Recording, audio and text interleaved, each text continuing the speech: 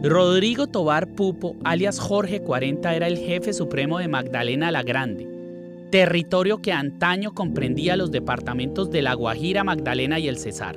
Un monarca cruel al mando del más sanguinario ejército paramilitar que haya existido en Colombia.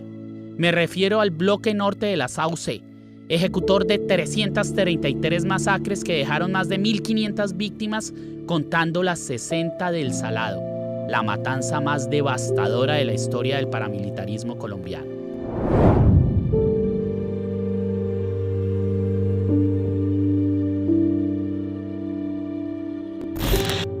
Con la bendición del ejército, la Fuerza Aérea y la policía, los altos jerarcas de la administración regional y la más encumbrada ralea política costeña, 450 hombres al mando de Tovar ingresaron a aquella diminuta población del corregimiento de Carmen de Bolívar el 16 de febrero de 2000. Salieron a los 7 días, luego de haber edificado en la plaza del pueblo, en la iglesia y en la cancha de fútbol, un tablado, una puesta en escena veraz en la que los paramilitares se emborracharon y bailaron al son de gaitas y acordeones mientras violaban, torturaban y descuartizaban hombres y mujeres con cuchillos, martillos, punzones y motosierras. 3 niños aparecieron degollados entre las víctimas. Eso fue El Salado, un reality infernal del horror.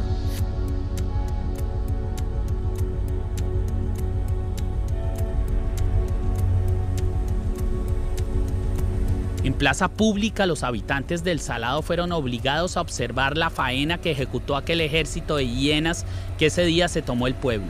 A algunos les cortaron los dedos y les arrancaron los ojos antes de dibujarles un tajo en la yugular para dejarlos desangrar como a reses de feria. A otros los desmembraron vivos. Otros conocieron la muerte tras recibir centenas de puñaladas cortas con punzones, destornilladores y cuchillos.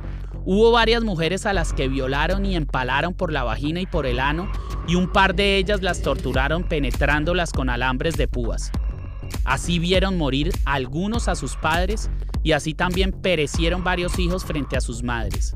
En El Salado y durante más de una década en otras poblaciones de la región donde estas bacanales sociopáticas se volvieron costumbre. Todos se tiraron, pero cuando mi hermanito cayó al piso, ya los hombres estaban ahí y lo cogieron. Al niño le cortaron totalmente la cabeza. Inclusive se llegó la noche y no aparecía pues como ningún organismo, nadie para hacer el levantamiento. Yo no lo quise dejar allá. Un potrero estaba muy empantanado.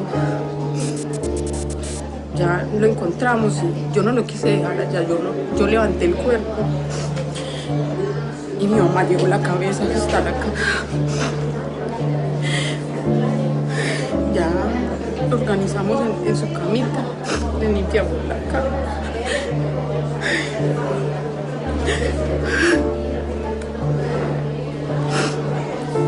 Como a la hora ya llegó el ejército y la policía y ya se levantó. lo que quiere decir es que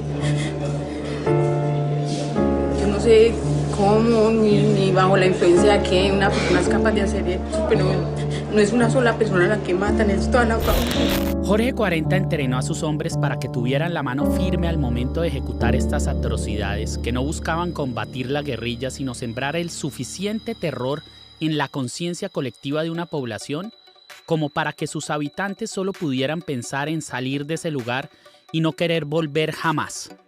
Las tierras, los sembrados y el ganado de los campesinos quedarían a merced de quienes habían heredado el derecho divino proveniente del Matarife y de la dinastía de violentos colonizadores que se sentaban a su lado en el Congreso.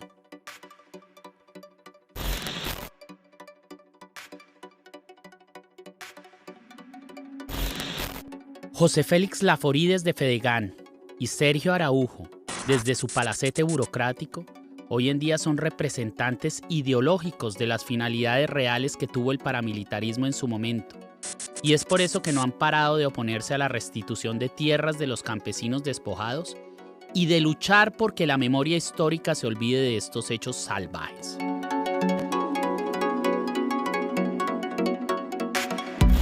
El nombre de Sergio Araujo aparece en un documento de 74 páginas que el ex jefe de informática del DAS, Rafael García, le entregó a la Embajada de Estados Unidos en 2009 a cambio de beneficios judiciales por delatar a quienes supuestamente trabajaban para el Bloque Norte al mando de Jorge 40. Sergio Araujo era el asesor de cabecera de Jorge 40. En la página 7, García asegura que el 8 de agosto de 2002, 24 horas después de haberse posesionado como presidente, Álvaro Uribe sostuvo una reunión con Sergio Araujo en Valledupar, donde participaron políticos del movimiento de la Provincia Unida de Jorge 40 para definir la llegada de Jorge Noguera a la dirección del DAS como supuesta fórmula de pago por el fraude electoral que realizaron las AUC en Magdalena para favorecer la elección de parapolíticos y del presidente. Cuando el presidente Uribe repartió la burocracia entre ellos, indirectamente la repartió entre las autodefensas. El Bloque Norte fue una de las filiales más productivas de la naciente corporación criminal que Álvaro Uribe empezó a edificar en la gobernación de Antioquia.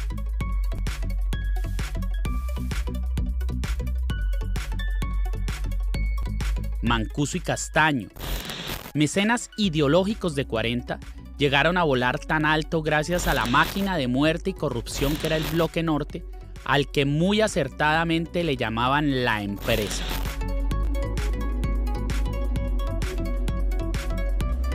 Vengo en irrenunciable misión de paz desde Santa Fe de Ralito, donde con la bendición de la Iglesia Católica y el apoyo de la OEA, de la comunidad internacional, del presidente, del gobierno del presidente Álvaro Uribe Vélez y del pueblo colombiano, dimos inicio formal a este histórico proceso de paz. Reafirmo aquí, en la cuna de las leyes y en el templo de la democracia, que el compromiso patriótico de las AUC por salvaguardar una Colombia libre, digna, segura y en paz, sigue en pie. El bloque, más que un grupo paramilitar, era un estado dentro del estado que controlaba el cielo y la tierra, un reino edificado en sangre al que le pertenecía gran parte de los departamentos de la costa atlántica colombiana. En ellos, el contrato social había sido impuesto sobre la población a la fuerza tras la suscripción de varios pactos administrativos y económicos, dentro de los cuales se cuentan el de Pibijay, el de Chibolo y el de Ralito. Durante la expansión paramilitar en el Magdalena y en toda la costa atlántica, hace 15 años Jorge 40, comandante del entonces Bloque Norte de las Autodefensas, hizo un llamado a cientos de candidatos de elección popular para que firmaran este pacto, el Pacto de Chibolo. Firmaron más de 410 políticos, entre aspirantes a alcaldías, consejos y asambleas. Una tenebrosa alianza para acabar con la oposición de otros aspirantes que quisieran llegar a esos cargos. Muchos de ellos posteriormente fueron alcaldes, fueron gobernadores, y cuando llegó toda la investigación de la parapolítica, se silenciaron. El Pacto de Chibolo con sus firmas solo fue noticia en el 2008, cuando la entonces senadora Gina Parodi le pidió al fiscal de la época, Mario Iguarán, que lo aclarara. Los observadores indican que en el Magdalena, un 74% de los cargos públicos pueden verse comprometidos por parapolítica en los municipios de Pibijay, El Plato, Chibolo, Zapayán y Ciénaga. Estas legislaciones de finca constituyeron el derrotero institucional de la región. Fueron el bloque de paraconstitucionalidad que redactaron los hombres del camuflado y cuyo desconocimiento era castigado a balazos. Los pactos consignaban quiénes y cómo se elegían los políticos, de qué forma se repartían los tributos que eran las coimas que dejaba la corrupción estatal y los compromisos que adquirían senadores, representantes a la Cámara y gobernadores tras ser elegidos. Es que el problema aquí no es quién se reunió con quién.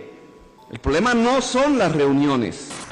Incluso el problema no reside exclusivamente en que las reuniones se hacen con congresistas y gente al margen de la ley. El problema central es qué se dice en esas reuniones. ¿Qué fue lo que hicieron los congresistas al pactar con el paramilitarismo? Supeditar el poder ciudadano, el poder público al narcotráfico. Lo que estamos presenciando aquí no es una serie de reuniones entre políticos y delincuentes. Lo que estamos aquí presenciando ante los ojos de toda la ciudadanía es la construcción de un régimen mafioso en Colombia, cómplices de los delitos de lesa humanidad. Hacían las leyes por la mañana y por la tarde ordenaban el asesinato de su propio agente. Negociaban con los paramilitares encima de las fosas comunes y lo sabían de la existencia de las fosas comunes.